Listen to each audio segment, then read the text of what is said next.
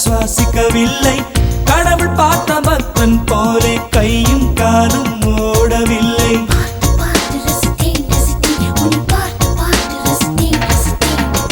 தேவதையும் பேருந்தில் வருமா, கனவா நனவா தோன்றவும் இல்லை.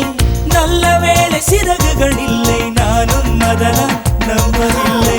நெற்றி என்ற மேடையிலே ஒற்றை முடியை ஆடவிட்டாள். ஒற்றை முடியில் என்னை கட்டி உச்சி வெயிலில் தூக்கிலிட்டாள். மனதில் இத்தனை ரணமா, அடவலியில்